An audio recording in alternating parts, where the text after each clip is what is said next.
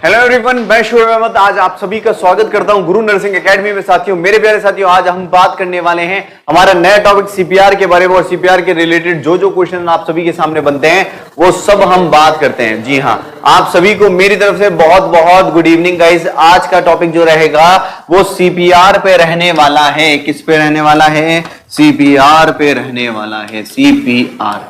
अब देखिएगा, ये सीपीआर से रिलेटेड आपसे वेरियस सवाल जो पूछे जाते हैं एनकेएस में आपके, कि आप बताइएगा कि किस तरीके से रेस्पॉन्ड करेगा पेशेंट, हमें ट्रीटमेंट क्या देना है, वेरियस आपकी बातें पूछ ली जाती है। तो गाइस, सबसे पहले सीपीआर की बात करते हैं, एक क्वेश्चन लेते हैं, फिर उस क्वेश्चन में देखते हैं किस तरीके से पूछा गया। थ्योरेटिकली हम समझने की कोशिश करेंगे क्या क्या होता है। ठीक है, तो जैसे कि मैं आपके कमेंट्स देख पा रहा हूं कि आपको क्या क्या बिल्कुल है ना, तो यहां मैं पहला क्वेश्चन लेकर के आ रहा हूं।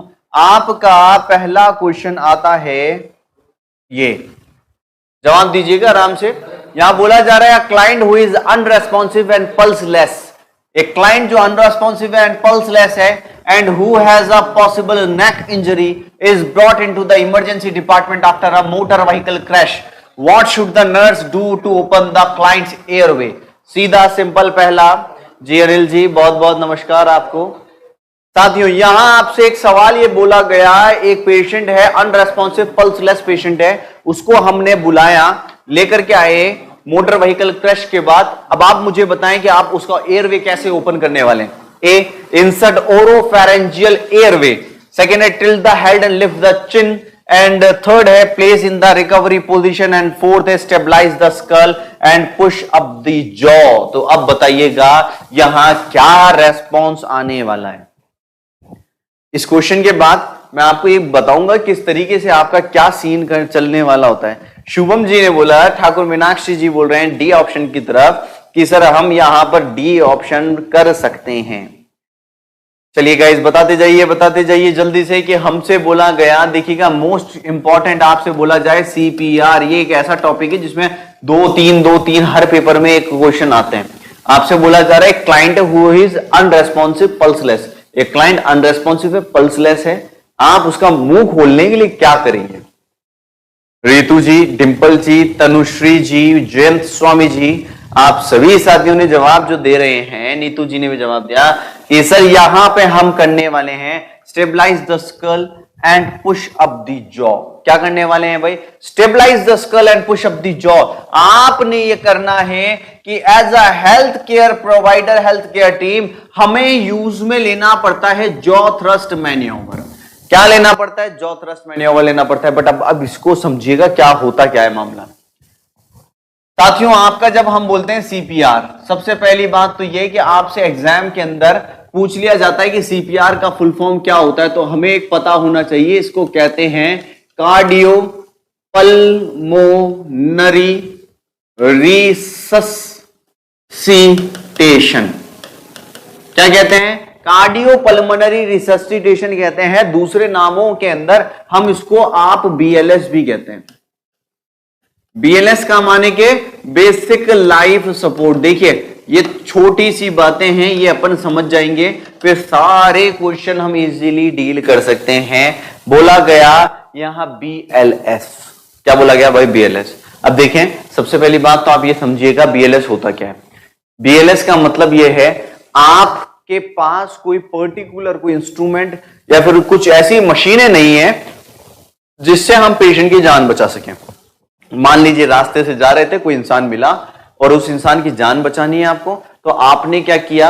हमने उसकी जान बचाने के लिए कुछ एक बेसिक एक स्किल का इस्तेमाल किया और वो स्किल से हमने उसकी जान बचा ली। अब थोड़ी ही देर में एम्बुलेंस आ गई, एम्बुलेंस में मशीन थी, सारी फैसिलिटी थी। अब ये बीएलएस ना कहला करके जब कोई सारी फैसिलिटी आ जाती है तो आप इसको एसीएलएस कहते हैं, एडवांस कार्डियक लाइफ सपोर्ट। क्या कहते हैं guys? Advance cardiac life support कहने लग जाएंगे। तो आप एक बात याद रखिएगा, बेसिक लाइफ सपोर्ट में in this method is use, in this method skills are used to save life। Life को सेव करने के लिए स्किल्स का इस्तेमाल होगा। चलिए मैं साथियों आप सभी से एक सवाल ये पूछता हूं, हम बीएलएस जब भी करते हैं, सीपीआर जब भी देते हैं, तो आप मुझे बताइएगा, जैसे कि मैं कहूं कि सीपीआर किन पेशेंट्स को जरूरत पड़ रही है। याद रखें, आप जब भी सीपीआर की बात करेंगे, एक मेनली 2 जने ऐसे हैं जिनको दिया जाता है। आप याद रखें वो 2 जने कौन कौन से, जिनका हार्ट काम करना बंद कर दिया, यानी कि कार्डियक अरेस्ट वाले। पहले तो कौन है, कार्डियक अरेस्ट वाले, जिनको कार्डियक अरेस्ट आ गया, भाई दिल जो था वो काम नहीं कर पा रहा है। दूसरे होते हैं एपनिया वाले। किनकी कंडीशन वाले, एपनिया वाले।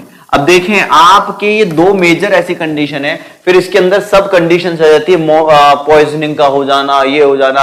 अब यहां देखें, कार्डियक अरेस्ट और एपनिया, हमें एक बात सीधी सिंपल याद रखनी है कि आपके जो छोटे छोटे सेल होते हैं ना, हमें इनको जिंदा रखना है, तब जाकर के टिश्यू जिंदा रहेगा, ऑर्गन तब जाकर के ऑर्गन जिंदा रहेगा, पूरा शरीर तब जाके जिंदा रहेगा।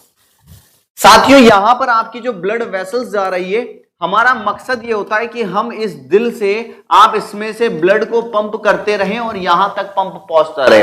अब मानिए किसी इंसान को कार्डियक अरेस्ट हो जाए तो यहां से मामला स्टॉप हो गया। यहां से अगर सांस नहीं ले रहा तो लंग्स के अंदर लंग्स से आपकी ऑक्सीजन नहीं जाएगी, तो वैसे भी काम नहीं चलेगा। अगर हम खाना नहीं खाते जिंदा रह सकते हैं, बट अगर हम पानी नहीं पीते जिंदा रह सकते हैं, बट अगर हमने यहां पर ये दोनों चीजें बंद हो जाए, मामला खत्म। चलिए, आप सभी से मैं पूछता हूं, कार्डियक अरेस्ट या एपनिया की कंडीशन आ रही है, सीपीआर देना पड़ रहा है, तो आप मुझे बताइए सबसे पहला स्टेप हम क्या करते हैं।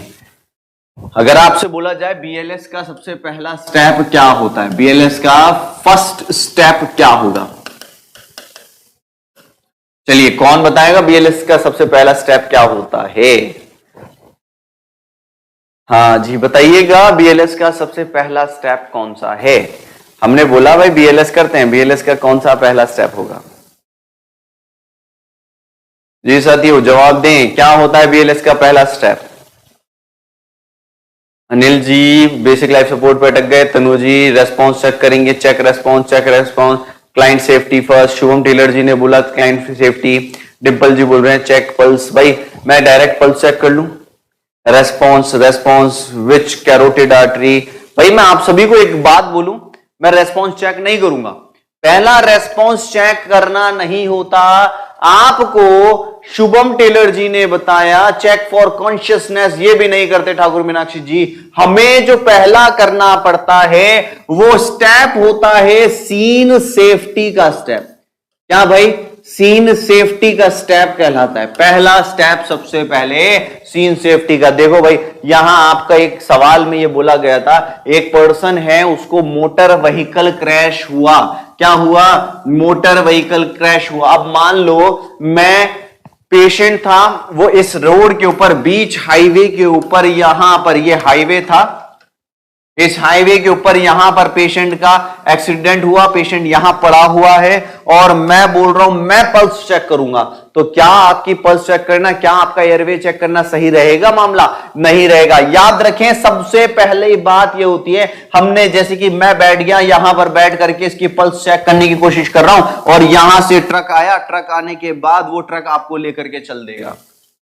सबसे पहली बात याद रखिएगा, जब भी बीएलएस दे रहे हैं सीन सेफ्टी होती है। सीन सेफ्टी का मतलब ये होता है कि आपने पेशेंट और पेशेंट के साथ साथ खुद एक अच्छी सेफ जगह पे चले गए।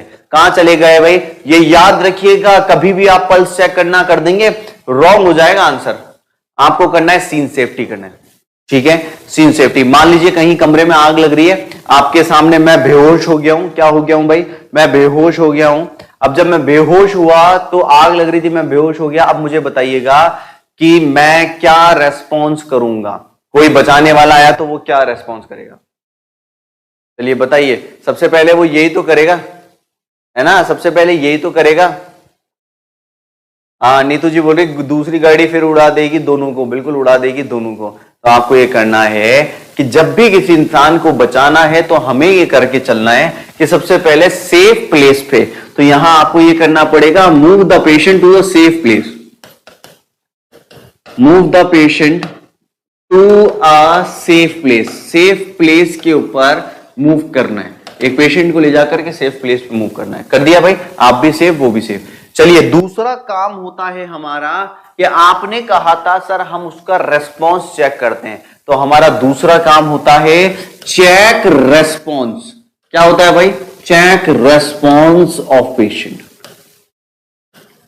अब मुझे बताइए, हम रेस्पॉन्स चेक करते हैं, कैसे रेस्पॉन्स चेक करेंगे? छोटा सा टॉपिक है बट ये क्या है, क्वेश्चन लेकर के आता है। चलिए मुझे बताइए, रेस्पॉन्स चेक करने की बोल रहे हैं कि check response of the patient. अब पेशेंट का रेस्पॉन्स कैसे चेक करते हो? सबसे पहली बात बताइएगा,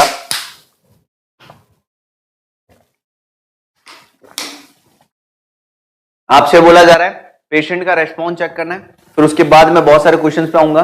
आपका बोला गया पेशेंट का रेस्पॉन्स चेक करेंगे। भाई मुझे बताइए कौन सी टेक्निक होती है पेशेंट का रेस्पॉन्स चेक करने वाली? डिंपल कुमारी जी बोल रहे हैं रेस्पॉन्स, बिल्कुल रेस्पॉन्स पर रेस्पॉन्स कैसे? पल्स चेक करेंगे। जयंत स्वामी जी ने बोला पल्स चेक करेंगे। बाकी साथी भी अपना अपना जवाब दें, कैसे करने वाले हैं भाई? एक ही साथी ने बोला क्वेश्चन पूछो, आर यू ओके? अच्छा जी, शाबाश, यहां याद रखिएगा। Tapping the shoulder, Shubham ji शाबाश। मैं आपको एक बात बताता हूं, आप पल्स चेक करें, है ना, आप पल्स चेक करें, इससे पहले ही आपको शोल्डर टैप कर लेना है। प्रायोरिटी के अंदर शोल्डर को पहले दिया जाता है। यहां आप क्या करने वाले हैं? टैपिंग द शोल्डर करने वाले हैं। Tapping the shoulder, tapping the shoulder. इसमें पूछें क्या आप ठीक है, क्या आप ठीक हैं, तो आप ये पूछने वाले are you okay, are you okay. यहां पहली बात तो यह है, कंधा जो उसका है उसको हमें क्या करना है? ठप ठप करना है। ठीक है, तो आप क्या ठीक हैं ये करिएगा। जब आपको कोई रेस्पॉन्स नहीं आता, सेकंड पॉइंट पे आ जाते हैं। सेकंड रेस्पॉन्स चेक करने का वो सेकंड तरीका होता है चेक पल्स। क्या करने वाले हैं? Checking the pulse. हम पल्स चेक करेंगे, चेक दी पल्स। अब आप पल्स चेक करेंगे। चलिए मुझे बताइए, अडल्ट में कौन सी साइड से करते हैं भाई? अडल्ट है, कोई इंसान अडल्ट है, अडल्ट में कौन सी साइड से करेंगे? कौन सी पल्स करते हैं? ये कौन सी पल्स होती है भाई? एक अडल्ट के अंदर हम पल्स चेक करते हैं। तो याद रखिएगा, बहुत मोस्ट इंपॉर्टेंट क्वेश्चन से ये है कि आपसे बोला जाए कि अडल्ट में कौन सी साइड से पल्स चेक करेंगे, तो हमें पता होना चाहिए। फटाफट से बता दीजिए कि अडल्ट में कौन सी साइड से पल्स चेक करेंगे। शाबाश, कैरोटिड साइड। याद रखें, अडल्ट जो होता है इनके अंदर हमेशा कैरोटिड पल्स को चेक किया जाता है। कैसी पल्स को? कैरोटिड पल्स को चेक किया जाएगा। ये आपका जो गला है ना, ये गले के अंदर दोनों तरफ डिप्रेशन है। एडम्स एप्पल के दोनों तरफ लेटरली आप जाएंगे तो यहां पर आपको पल्स मिलेगी। पहली बात ये आप क्लियर रखें। जब मैं बोलता हूं किसी चिल्ड्रन के अंदर बात कर रहे हैं, चिल्ड्रन के अंदर कहां से पल्स लेंगे, तो आपको पता होना चाहिए चिल्ड्रन के अंदर हम ये बोलते हैं फिमोरल से ली जाती है। किससे ली जाती है? फिमोरल से ली जाएगी। जब मैं एक इन्फेंट की बात करता हूं तो इन्फेंट के अंदर याद रखिएगा आप ब्रेकियल पल्स का इस्तेमाल करते हैं। ठीक है, ये तीन पल्स है, यहां से आप इस्तेमाल करते हैं। तो याद रखें, एडल्ट में कैरोटिड, बच्चों में फिमोरल और ब्रेकियल। यहां पर इन्फेंट में ब्रेकियल इसलिए लिया जा रहा है मेरे साथियों कि आप बच्चे के गला जो होता है वो फैटी नेक होता है, मोटा गला होता है, तो इसलिए दिक्कत हो जाती है, यहां से नहीं लिया जाता, इसलिए हम यहां से लेते हैं। चलिए, अगर मैं बोलूं कितने टाइम के लिए करते हैं, टाइम पीरियड कितना होगा? 5 से 10 सेकेंड, 10 से 15 सेकेंड, 15 से 20 सेकेंड, कितने सेकेंड के लिए करेंगे? बहुत इंपॉर्टेंट है ये, कितने सेकंड के लिए करते हैं। अगर हमसे बोला जाए कि आपको करना यह है कि पेशेंट की पल्स जो है, पल्स को हमें लेना है और ये पल्स कितने सेकंड के लिए ली जाती है, बताइए भाई, कितने सेकंड के, है ना? शुभम जो according to American heart association child में कैरोटिड बोला है बट आंसर फिमोरल मानते हैं। अच्छा शुभम जी, एक चीज याद रखिएगा, मैं आप सभी को भी बता देता हूं, बच्चों के अंदर प्रायोरिटी में फिमोरल मान करके चलते हैं, बट बच्चे का जो साइज है ना, मान लो बच्चा अडल्ट जैसा है तो डायरेक्टली हम क्या करते हैं, ये अडल्ट जैसे फील कर देते हैं, बाकी हमारे क्वेश्चंस में फिमोरल चलता है। याद रखिएगा, यहां टाइम पीरियड जो है 5 से 10 सेकंड के लिए हम लेते हैं। तो इसके दो फायदे हैं 5 से 10 सेकंड के लिए लेने का। एक तो अगर आप 10 सेकंड से ज्यादा दबा के रखोगे ना, ब्लड सप्लाई बंद हो जाएगी, तो हमें ब्लड सप्लाई बंद नहीं करनी। दूसरी बात याद रखें, ये दबाने के साथ साथ हमें ये याद रखना है कि कैरोटिड में अगर हम सिर्फ पल्स लेने में बैठ गए कि हाँ पल्स आ रही है, आ रही है, नहीं आ रही, आ रही है, नहीं आ रही, तो दिक्कत हो जाएगी, तो लंबा टाइम नहीं ले सकते। तो याद रखिएगा, रिजल्ट जब आप फील करेंगे तो दो तरीके से रिजल्ट आएगा। एक तो अगर प्रेजेंट है आपकी पल्स तो आपको आगे के स्टेप करने, अगर एब्सेंट है प्रेजेंट है तो आगे के स्टेप नहीं करने, एब्सेंट है पल्स नहीं आ रही तो आपको आगे के स्टेप करना पड़ेगा। बीच बीच में इंटरमीडिएट पल्स आ रही है, बीच बीच में आती है, गायब हो जाती है, तो भी हमें सीपीआर बीएलएस कंटिन्यू करना पड़ेगा। ठीक है, समझ में आई बात? अब देखें, आपने ये दो स्टेप किए, तीसरा स्टेप होता है चेक करने का। वो तीसरा स्टेप ये होता है कि आपको पेशेंट का क्या करना पड़ेगा, ब्रीथिंग को चेक कर लीजिए कि सांस ले रहा है या नहीं ले रहा। तो ब्रीथिंग चेक करने का सबसे बढ़िया तरीका कौन सा होता है भाई? ब्रीथिंग चेक करने का सबसे बढ़िया तरीका कौन सा होता है? जल्दी से बताएं कि कैसे आप ब्रीथिंग, किसी पेशेंट की ब्रीथिंग को चेक कर सकते हैं। हाँ जी बताएं, कैसे आप ब्रीथिंग चेक कर सकते हैं? अगर आपसे पूछा जाए ब्रीथिंग कैसे चेक करेंगे, याद रखिएगा, आप जो ब्रीथिंग चेक करते हैं उसका मेथड ये होता है लुक, लिसन एंड फील। क्या होता है? Look, listen and feel. ये टेक्निक के द्वारा आप किसी भी इंसान की ब्रीथिंग चेक कर सकते हैं।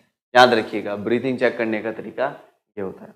अब गाइज आपने क्या किया कि हमने लुक, लिसन, फील किया, सांस नहीं आ रही है, ओके, पेशेंट का मामला जा रहा है ना। चेकिंग द चेस्ट मूवमेंट, नहीं ठाकुर मीनाक्षी जी, हमेशा look, listen and feel. Look का मतलब है देखिएगा, तो चेकिंग द चेस्ट मूवमेंट तो यही हो गया। उसके बाद हमें उसका लिसन करना पड़ेगा, सांस का नाक के पास में कान ले जाइएगा, सांस ले रहा है नहीं ले रहा वो देखना पड़ेगा, और फिर फील करिएगा। तो यहां बेस्ट आपका ये होता है लुक, लिसन एंड फील होता है। अब देखें तीसरे स्टेप पे हम जब आते हैं, बीएलएस का तीसरा स्टेप ये होता है call for help with AED. Call for help with AED, AED के साथ आपने मदद के लिए करने लगे। ठीक है, एईडी के साथ हमने मदद के लिए मांगने लगे। तो आपको क्या करना है भाई? चिल्लाना है, हमारी मदद कीजिए, हमारी मदद कीजिए। तो लोग भाई इकट्ठे हो जाएंगे और इकट्ठे होते ही आप मदद ले सकते हैं। एक बात अगर मैं आपसे क्वेश्चन पूछता हूं, यहां क्वेश्चन आया था नेशनल हेल्पलाइन नंबर क्या है? नेशनल हेल्पलाइन नंबर मुझे बताइएगा, नेशनल हेल्पलाइन नंबर क्या होता है? 112, 108, 101, 102। अब मुझे बताएं क्या नेशनल हेल्पलाइन नंबर है? कौन सा नेशनल हेल्पलाइन नंबर होता है?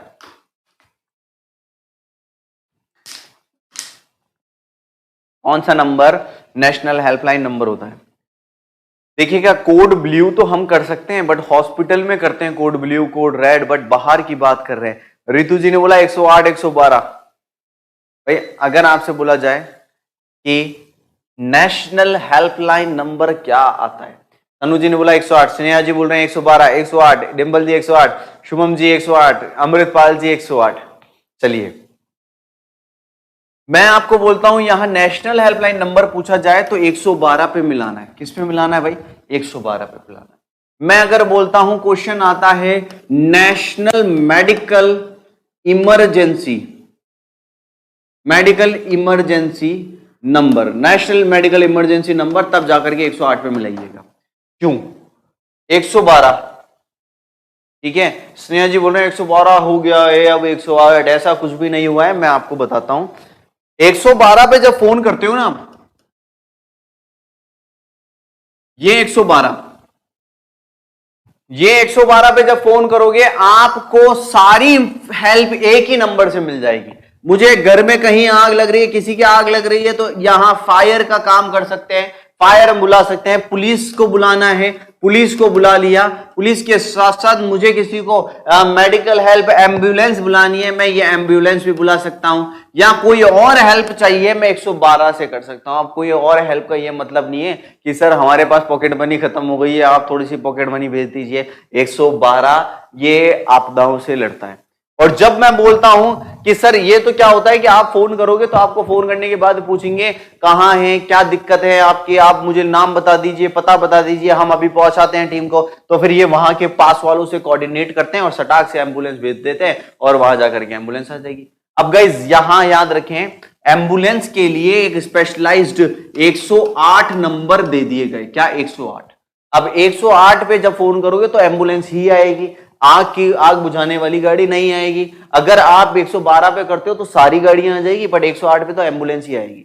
100 नंबर पे फोन करोगे तो पुलिस आएगी, तब जाकर के आपकी एम्बुलेंस नहीं आएगी, ना जाकर के आपके आग बुझाने वाले आएंगे, आपको पीटने वाले आने वाले हैं 100 पे। ठीक है, किसी ने फोन कर दिया तो।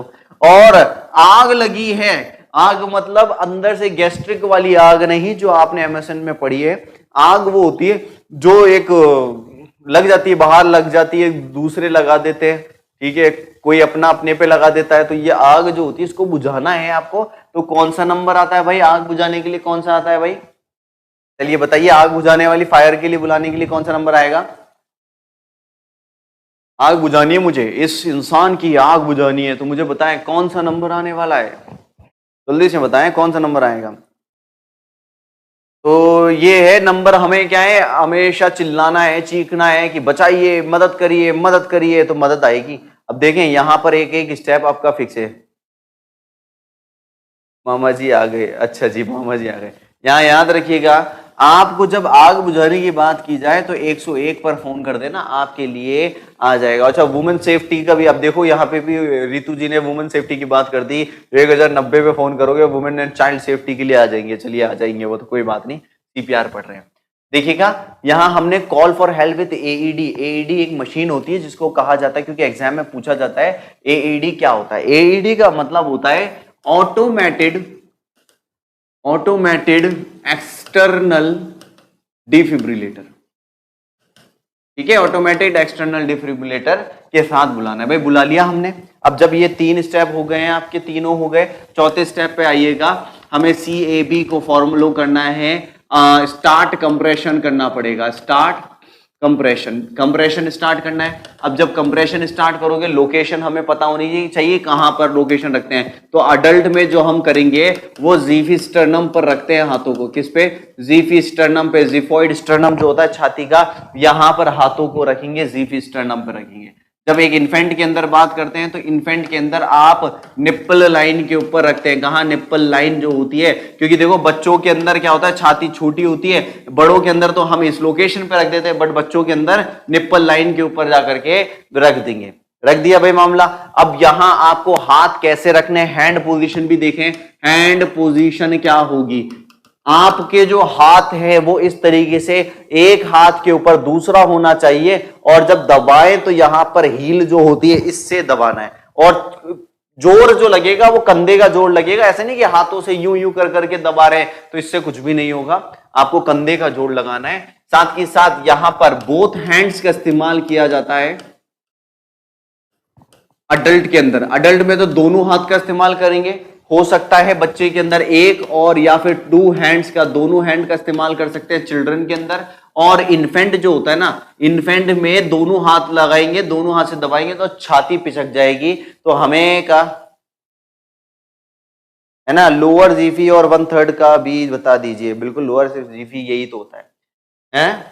शाबाश, शुभम जी ने बोला डोमिनेंट हैंड नीचे होता है। मान लो मैं इस हाथ से लिख रहा हूं, तो मैंने अब छाती दबानी है, तो मैंने क्या किया, ये हाथ जो डोमिनेंट इसको नीचे किया, इसको ऊपर किया, ये ऐसे पकड़ा, और अब जाकर के छाती दबाऊंगा। गाइस बहुत इंपॉर्टेंट बात शुभम जी ने बताई कि डोमिनेंट हैंड हमेशा नीचे होता है। यहां अगर इन्फेंट की छाती दबानी है तो या तो आप 2 फिंगर्स का इस्तेमाल करेंगे, या फिर मैं एक थंब का इस्तेमाल करूंगा। या तो अंगूठे से दबाऊंगा बच्चे की छाती, या 2 उंगलियों से छाती दबाऊंगा, पूरा हाथ का जोर नहीं लगाते। ठीक है, अब हमें क्या करना है, हमने पोजीशन ले लिए। पोजीशन लेने के बाद मुझे कंप्रेशन कितने कितने देने।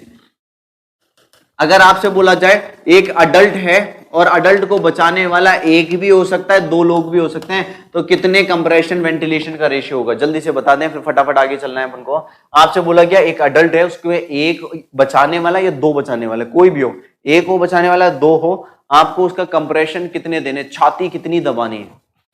जल्दी से बताएं, छाती कितनी दबानी है?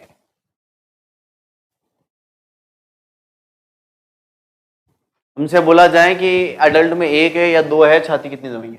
ठाकुर मीनाक्षी जी 30/2 30/2 30/2 ये लो, तो यहां पर आप कहां आएगा, 30/2, छाती जो दबाओगे 30/2 के हिसाब से दबानी है, दबा दब 30 दबा लिया, 2 बार दबानी है, ठीक है। पहली बात ये क्लियर है। अगर मैं बोलूं कोई क्या है, चाइल्ड है या फिर इन्फेंट है, चाइल्ड है या इन्फेंट है, एक रेस्क्यूअर है भाई, बचाने वाला एक है। अब मैं कितना दबाऊंगा भाई, कितना कंप्रेशन वेंटिलेशन का रेशियो होने वाला है चाइल्ड और इन्फेंट के अंदर, मुझे बताइए चाइल्ड और इन्फेंट के अंदर कितना एक रहने वाला है, कितना रहने वाला है भाई। यहां बोला गया चाइल्ड है, एक चाइल्ड या इन्फेंट है, एक रेस्क्यूअर है, बचाने वाला एक है। तो अब मुझे बताइएगा कितना होता है, बताइए।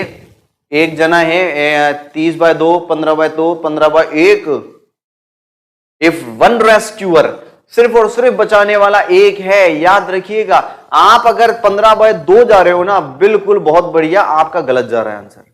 याद रखिएगा एक रेस्क्यूअर है तो 30/2 बार कंप्रेशन देते हैं। एक रेस्क्यूअर में 30:2 का देंगे। और अगर बचाने वाले कितने हो गए, 2 रेस्क्यूअर्स हो गए, बचाने वाले 2 हो गए, तो अब जाकर के 15:2 का छाती दबाइएगा, 15 बार छाती। 15:1 का कुछ भी नहीं होता, 15:2 करना है आपको। कितना, 15:2। 15 बार छाती दबाएंगे तो 2 बार आपको क्या देनी है, ब्रीथ देनी है 2 रेस्क्यूअर में। सिंगल रेस्क्यूअर है तो 30/2 का चलना है। अगर अडल्ट है तो अडल्ट में तो 30/2 चलता है, बट यहां पर 2 हो तो आपको क्या करना पड़ेगा, 15:2 करना पड़ेगा।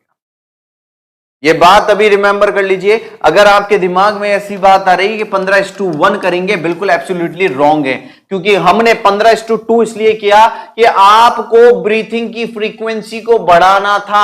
अगर मैं ब्रीथिंग की फ्रीक्वेंसी नहीं बढ़ानी थी तो मैं तो 30/2 के हिसाब से ही चल देता, मामला चलने देता, बट मुझे 15/2 2 बार ब्रीथ मिल गई, फिर 15 बार 2 बार ब्रीथ मिल गई, तो ये करेंगे। और याद रखें, जब एक अडल्ट की छाती दबाते हैं हम, तो उसकी छाती को कितने इंच तक दबा देते हैं, 2 इंच से अबव तक जाते हैं। 2 इंच से अबव में छाती दबा देंगे। एक आप चाइल्ड की बात करते हैं तो चाइल्ड की जो छाती होती है वो हम जो दबाएंगे तो वो छाती जो है वो याद रखिएगा 1.5 से 2 इंच तक छाती दबा देते हैं। इन्फेंट की जो छाती होती है आप लेस देन 1 इंच तक हम दबाते हैं, 1 इंच से कम में दबा रहे हैं, ठीक है। चलिए, इसके बाद आपको एक बात याद रखनी है, 5वां पॉइंट आपका ये बन जाता है, प्रोवाइड एयरवे। आपको एयरवे प्रोवाइड करनी है। क्या करना है भाई, एयरवे प्रोवाइड करना है। आप देखिएगा एयरवे कैसे प्रोवाइड करते हैं। पहला मेथड तो ये होता है कि ओपनिंग मेथड, जिसको कहते हैं ना कि मुंह खोलने का मेथड, जिसको कहते हैं ना ओपनिंग मेथड। सबसे पहले तो आपको मुंह खोलना आना चाहिए, पेशेंट का ओपनिंग मेथड आना चाहिए। ये मेथड आपके 2 तरीके से बताए जाते हैं। एक तो आपका कहलाता है हेड टिल्ट और चिन लिफ्ट मेथड। क्या भाई, हेड टिल्ट चिन लिफ्ट मेथड होता है, और दूसरा होता है जॉ थ्रस्ट मैन्योवर कहलाएगा, जॉ थ्रस्ट मैन्योवर कहलाएगा। देखें, हेड टिल्ट चिन लिफ्ट का तो मतलब यह है कि एक हाथ पेशेंट के सिर के ऊपर इस तरीके से रखिएगा और गर्दन को पीछे धकेलिएगा और जबाड़े को यहां से उठाइएगा। ये तो क्या कहलाता है, हेड टिल्ट चिन लिफ्ट। यहां पर आपकी गर्दन जो है वो मूव करा रहे हो। रोड ट्रैफिक एक्सीडेंट में कभी भी यहां ये यूज नहीं करते। जहां स्पाइन टूटने का खतरा रहता है वहां हेड टिल्ट चिन लिफ्ट नहीं करेंगे। अगला है जॉ थ्रस्ट मैन्योवर। ये दोनों ओपनिंग टेक्निक है। जॉ थ्रस्ट मैन्योवर में आपने अपनी फिंगर्स को लेकर के यहां जॉइंट पे रखा और यहां से आपने उठा दिया, तो ये क्या हो गया, जॉ थ्रस्ट मैन्योवर हो गया। साथियों, ये तो आपने मुंह खोला। अगला मैं बोलता हूं फॉरेन बॉडी रिमूव करनी है। Foreign body removal, foreign body removal method कौन सा होता है, फॉरेन बॉडी को आप कैसे रिमूव करेंगे। तो फॉरेन बॉडी को रिमूव करने के लिए आपको एक मेथड आता है जिसको कहा जाता है अब्डोमिनल थ्रस्ट। अब्डोमिनल थ्रस्ट मैन्योवर आता है। क्या आता है भाई, एब्डोमिनल थ्रस्ट मैन्योवर आएगा। अब्डोमिनल थ्रस्ट का मतलब है आपने एक हाथ लिया, इसको पेट यानी कि आपका जिफॉइड के नीचे वाला अब्डोमेन जो होता है वहां रखा और दबा दिया। एक पेशेंट को इस तरीके से रखा, हाथ को यूं रख करके दूसरा हाथ रखा और पेशेंट के ये दबा दिया, तो ये दबाओगे वॉमिट आ जाएगी। इसी को हमने कहते हैं हैमलिच मैन्योवर कहते हैं। क्या कहते हैं, हेमलिच मैन्योवर कहेंगे। क्या कहेंगे भाई? हेमलिच मैन्योवर कहेंगे। ये याद है आपको? हेमलिच मैन्योवर। देखिए मैं आपको एक बात बता देता हूं कि आपने पेशेंट को कैसे रखना है। ये हाथ लिया ऐसे, मुट्ठी एक हाथ की कम बंद करी, दूसरा हाथ लिया इस तरीके से रखा, और यहां पेट के अंदर, यहां पेट है जो होता है ना, जिफॉइड स्टर्नम पे नहीं रखना है, जिफॉइड के नीचे की तरफ रखना है और दबा दीजिए, अंदर का बाहर आ जाएगा।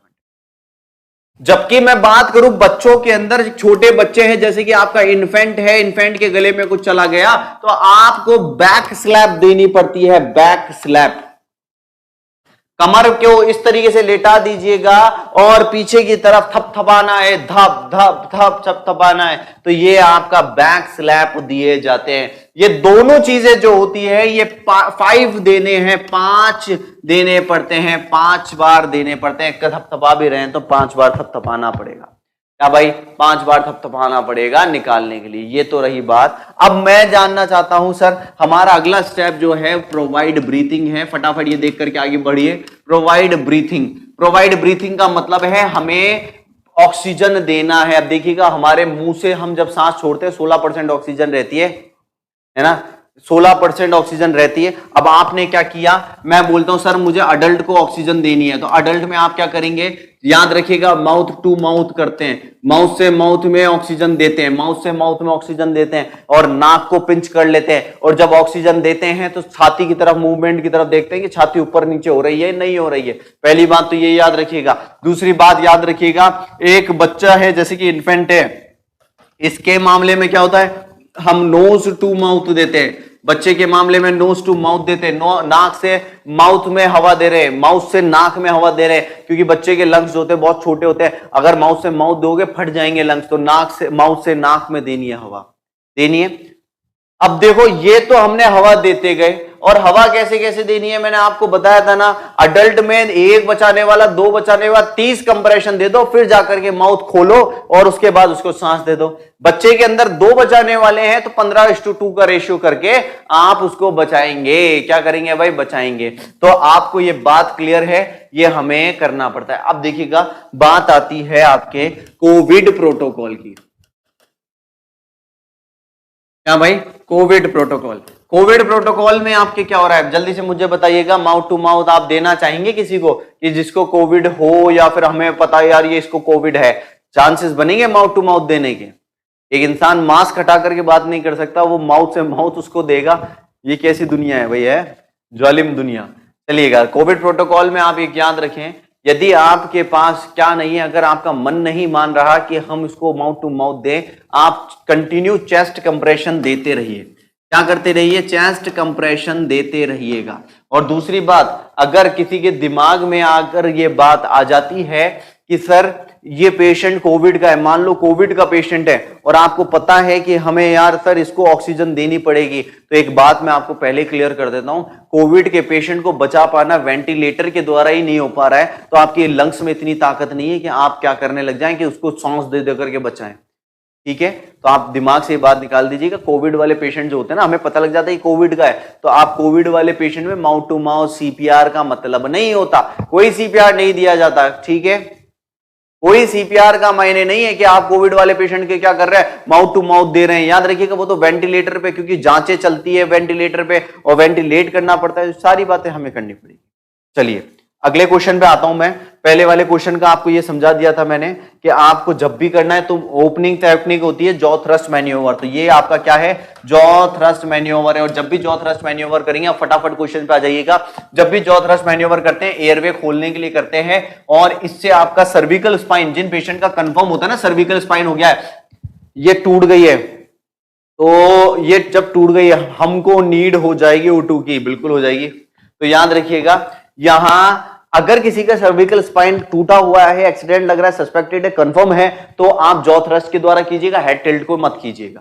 ठीक है, ये बात क्लियर है। अगले क्वेश्चन पे आते हैं। आपका अगला क्वेश्चन आ रहा है, कहां से आ रहा है भाई, यहां से आ रहा है आपका अगला क्वेश्चन, तो ये लेके चलते हैं। During a code, a healthcare provider is about to defibrillate a client in ventricular fibrillation and says a loud voice, clear, which action should the nurse immediately take? यहां जल्दी से बताएं, कि अगर एक इंसान को हम दे रहे हैं डिफिब्रिलेटर दे रहे हैं, डिफिब्रिलेशन करा रहे हैं, तो एक नर्स ने चिल्ला करके बोला, एक हेल्थ केयर प्रोवाइडर ने चिल्ला करके बोला क्लियर, तो आप एक नर्स होने के नाते क्या एक्शन करने वाले हैं? A, shut off the mechanical ventilator, machine बंद कर देंगे, क्लियर, मशीन बंद। सेकंड है shut off the intravenous infusion going to be the client arm, intravenous बंद कर देंगे। तीसरा होता है place the conductive gel pad for the defibrillation on the client's chest, and D होता है step away from the bed and make sure that the others have done the same. यहां मुझे बताइए क्या भाई, यहां देखिएगा जब शॉक देते हैं ना किसी पेशेंट को, छाती के ऊपर 2 मशीनें लगा के ढकछाक करके ऊपर उठाते हैं, तो आप पेशेंट को क्या बोलते हैं?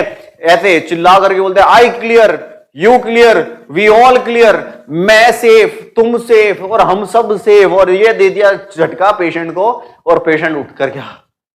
ठीक है, याद रखना, याद रखना। यहाँ तनु जी, स्नेहा जी, ठाकुर मीनाक्षी जी, अनीता जी, शाबाश। यहां आंसर आ रहा है स्टेप अवे फ्रॉम दी, कहां से भाई? Step away from the bed, make sure that the all the others have the same. आपको अलग हो जाना है, क्या हो जाना है? जिस चीज से, क्योंकि यहां पर क्या होता है, एक एक्सपीरियंस के तौर पे बताता हूं।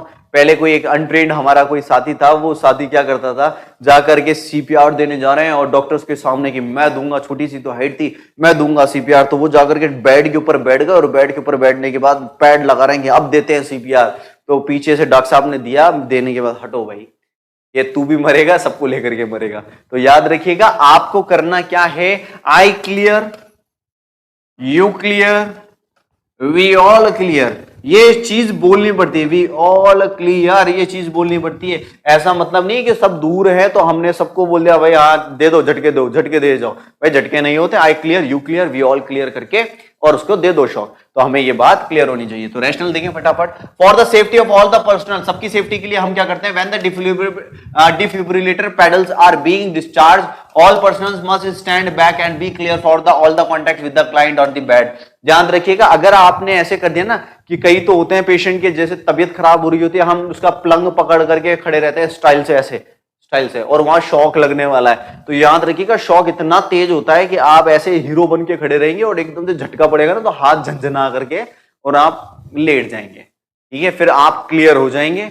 यू क्लियर, यू क्लियर और यू क्लियर, यही मामला चलेगा। ठीक है, ठीक है। तनु जी बोल रहे मुझे भी एक बार डांट पड़ी थी, बिल्कुल डांटी तो पड़ी थी, बढ़िया है ना। It is the primary responsibility of the personnel defibrillating to communicate the clear message loudly enough to hear and ensure their compliance. तो हमें क्या करना है, हमें इन लोगों को दूर कर देना है। ठीक है, और जिनसे दुश्मनी हो उनको बोलें कि यार एक बार छू करके देख, आखिरी दर्शन तो कर ले। तो जब ये ऐसे करेगा तो शौक लग जाएगा और वो भी उसका भी आखिरी दर्शन हो जाएगा। ऐसा नहीं करते, ठीक है, ये ब्रीच ऑफ ड्यूटी होती है। चलें अगले क्वेश्चन पे आ जाएं। अगला क्वेश्चन आपका आ रहा है, कहां से आ रहा है, यहां से आ रहा है ये। The nurse is monitoring a client in the telemetry unit. एक नर्स जो है मॉनिटर कर रही है क्लाइंट को टेलीमेट्री यूनिट में, who has recently been admitted with the diagnosis of chest pain and notes that heart rate pattern of the monitor stripping refers to figure what is the initial action to be taken। अब यहां देखिएगा, यहां आपसे इससे बोला गया एक image बनाई गई। चलिएगा इमेज मैं ड्रॉ कर देता हूं, इमेज मैं ड्रॉ कर देता हूं। अब समझ जाइएगा क्या मामला चल रहा है। एक मॉनिटर लग रहा है, ये इलेक्ट्रॉनिक मॉनिटर है। ठीक है, अगर आप कॉपी में बनाना चाहते हैं तो कॉपीराइट के लिए आप परमिशन ले लें। यहां ये बोला जा रहा है कि एक पेशेंट है जिसके चेस्ट पेन हो रहा है और हमने टेलीमेट्री यूनिट के अंदर उसको एडमिट करा, उसके मॉनिटर लगाया तो ऐसा ऐसे हार्ट रेट और ऐसी तरीके से उसकी हार्ट रेट और इसका फ्रीक्वेंसी ऐसी आ रही थी। अब आप क्या करेंगे, notify the health care provider, initiate cardiopulmonary resuscitation, continue to monitor the client and the heart rate pattern, and D होता है administer oxygen with a face mask of 8 to 10 litre per minute. अब मुझे बताइएगा, आपका जो दिल जो होता है ना, अगर 200 से ज्यादा बार धड़कता है और धड़कना ऐसा होता है इमैच्योर तरीके से धड़क रहा है, क्या करेंगे? याद रखिएगा वेंट्रिकुलर फिब्रिलेशंस की कंडीशन, आपका हार्ट इमैच्योर तरीके से फड़फड़ा रहा है। आपको करना यह है, इनिशिएट कर देना है कार्डियोपल्मोनरी रिससिटेशन। क्या कर देना है रितु जी, स्नेहा जी, शाबाश। यहां याद रखिएगा कार्डियोपल्मोनरी रिससिटेशन। अब इस रिससिटेशन में अगर उसके हार्ट में वेंट्रिकुलर फिब्रिलेशन आ रहे हैं, हमारे पास मशीन है, डिफिब्रिलेटर है, हम इस्तेमाल करेंगे। समझ रहे हैं? यहां याद रखें notify the health care provider. भाई हेल्थ केयर प्रोवाइडर तो खुद ही नोटिफाइड हो गया, क्योंकि जब हम नर्स को लेकर के जा रहे थे कहां पर, टेलीमेट्री यूनिट में, तो अपने आप हो जाएगा, है ना। दूसरी बात याद रखिए, continue to monitor the client heart rate and pulse rate. भाई हार्ट रेट और ये तो मॉनिटर करना ही है, कंटिन्यू करना है। और याद रखिएगा administer oxygen with face mask, oxygen भी देना है, बट यहां याद रखें सबसे पहले सीपीआर दो। क्या दो भाई? सीपीआर। कौन सा प्यार? सीपीआर देना है। तो देखिए the monitor is showing ventricular fibrillation, ये मॉनिटर शो कर रहा है ventricular fibrillation, a life threatening dysrhythmia. Dysrhythmia का मतलब रिदम में गड़बड़ी हो जाना, तो डिसएरिथमिया की कंडीशन हो रही है, दैट रिक्वायर्स कार्डियोपल्मोनरी रिसर्चिटेशन। जब जब डिसएरिथमिया होगा सीपीआर देंगे, and defibrillation to maintain life, और डिफिब्रिलेटर भी देना पड़ेगा। अब देखो आपके क्या हो रहा है, दिल जो है ना वो दिल इस तरीके से कर रहा है, ढक ढक ढक ढक। एक तो नॉर्मल ही होता है, सिग्नल जाता है और वो एक बार कॉन्ट्रैक्ट एक बार ऐसे नोड याद रखिएगा। कैसे नोड?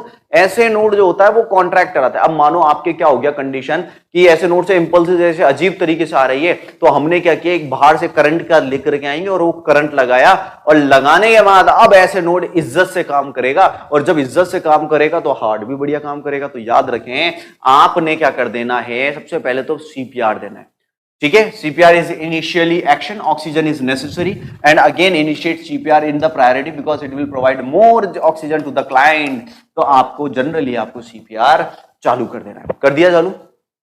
अब आ जाओ अगले क्वेश्चन पे। जब आपने सीपीआर चालू कर दिया तो अब आ गया आपका अगला क्वेश्चन।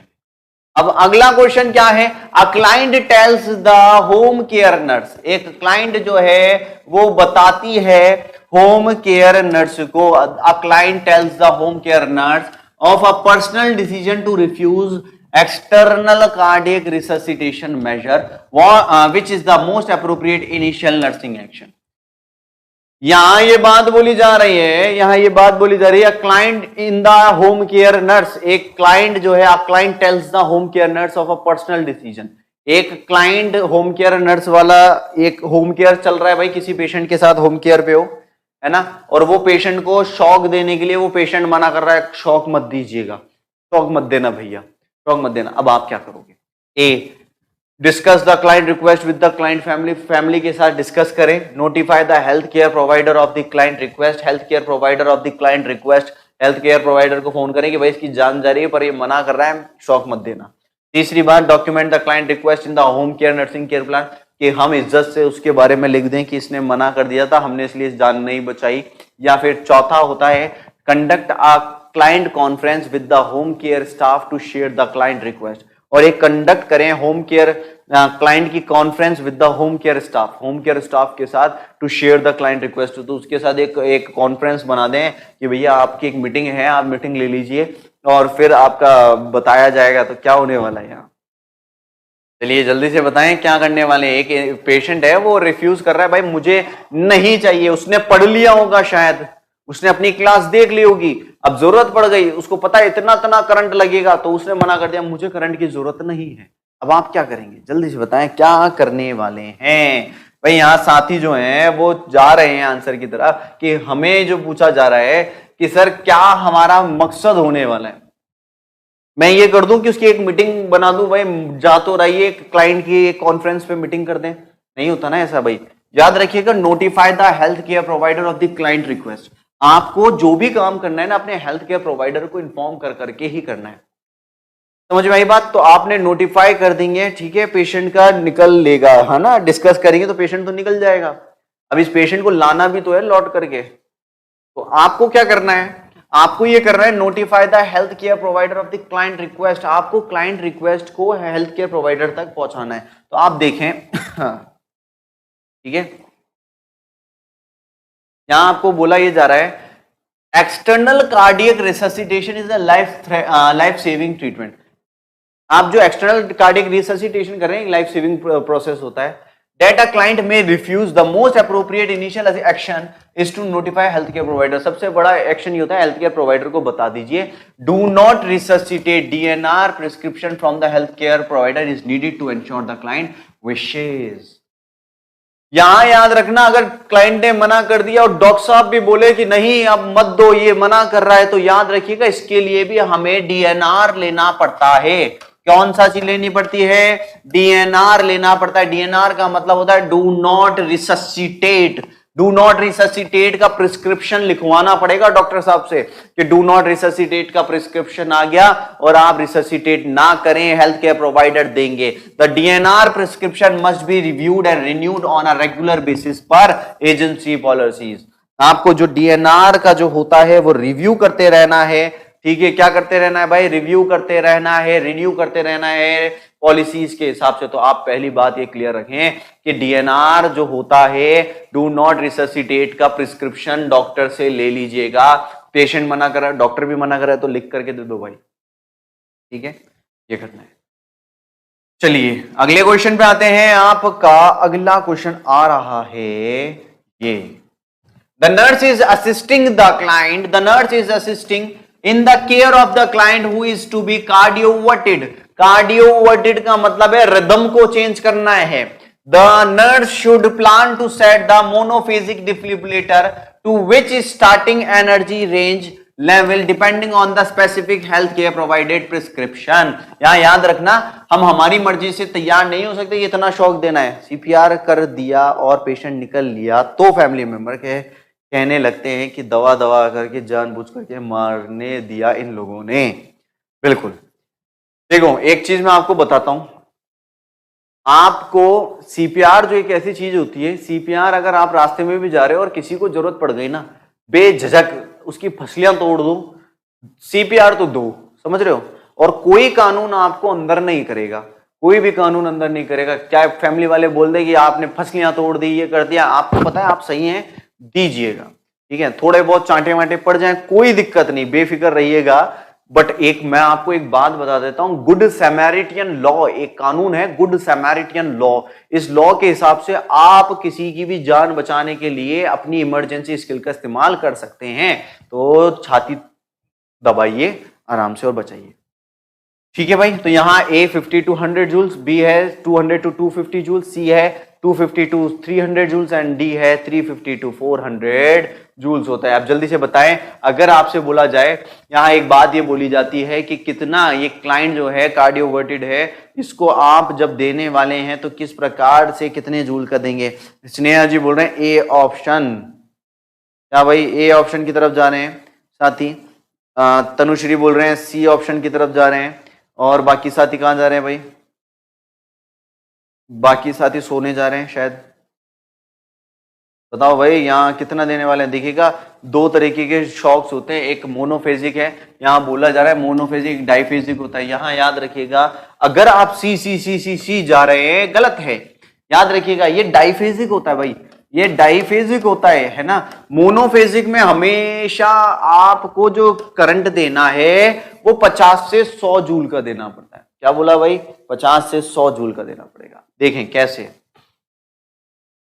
कैसे देना है ये भी देख लेते हैं, है ना। अब थोड़ा सा समझो कार्डियोवर्जन क्या होता है। Cardioversion is synchronised counter shock to convert an undesirable rhythm to a stable rhythm.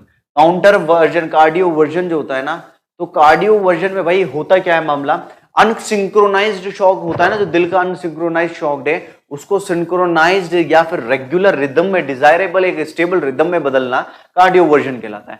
When a client is cardioverted, जब एक क्लाइंट कार्डियोवर्टेड होता है, the defibrillator is charge to the energy level prescribed by the health care provider. The cardioversion is usually started at 50 to 100 joules, है ना। Confuse हो गए थे, कोई बात नहीं, कंफ्यूज नहीं होना। अब देखें जब बोला जाए मोनोफेज, मोनोफेज में आपको एक डायग्राम एक समझाता हूं इस तरीके से। भाई किसी इंसान की छाती है, समझो इस तरीके से समझना, ये किसी की छाती है।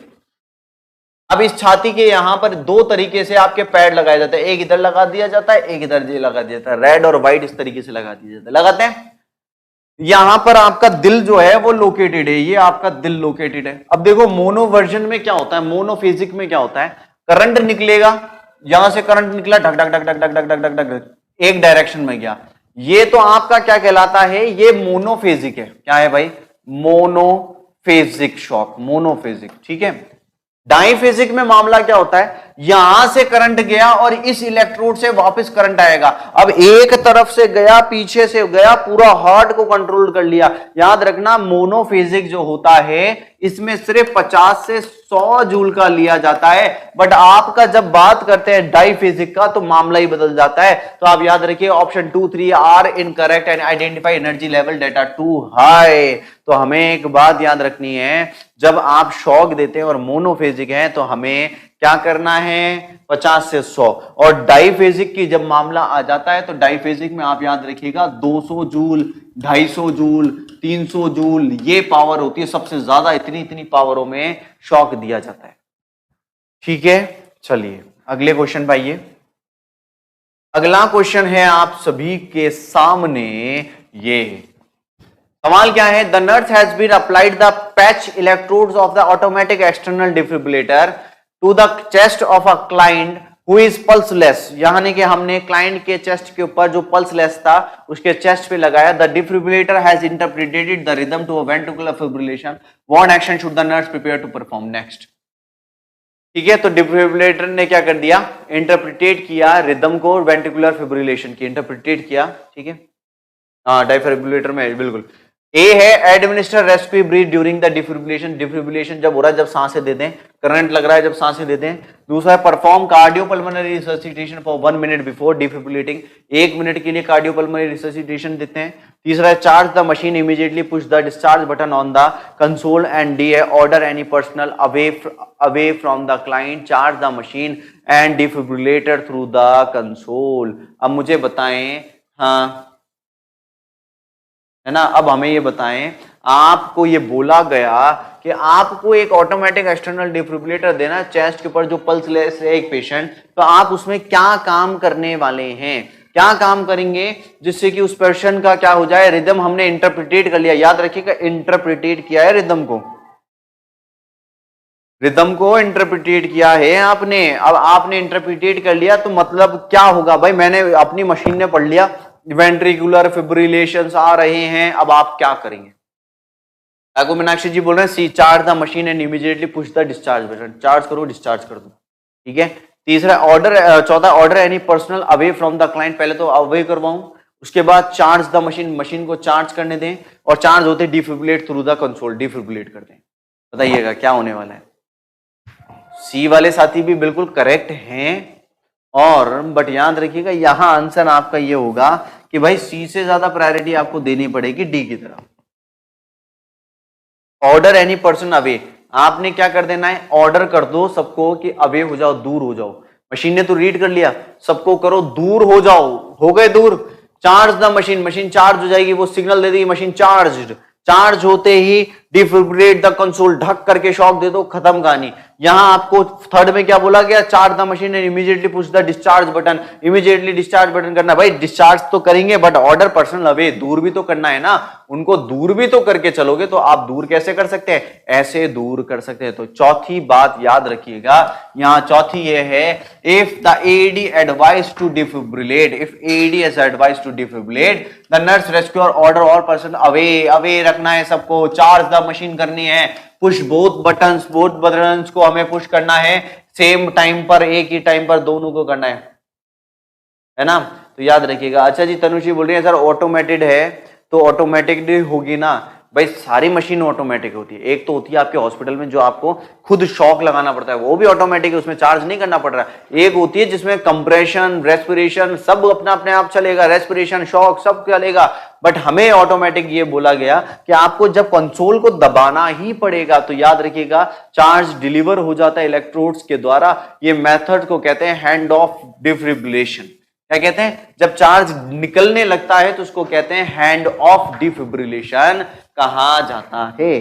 बिल्कुल समझ में आई आपको बात। तो हमें एक सिंपल सा स्टेप ये है कि आपको लगातार स्टेप्स सीपीआर के वो स्टेप्स को फुलफिल करते जाइएगा। सुनील जी बी लॉक कर रहे थे, नीतीश जी ईएससीसी में, नीतीश सोनी जी बोल रहे हैं ईएससीसी में बताया गया था। अच्छा जी ईएससीसी में बताया गया था, कार्डियोथोरेसिक डिपार्टमेंट में आप ईएससीसी। चलें, तो ये आज की आपकी क्लास है जिसमें आपने सीपीआर के बारे में पढ़ा। मिलेंगे अगली क्लास में और अगली क्लास में डिस्कस करेंगे एक नए टॉपिक का। शुक्रिया साथियों आप सभी।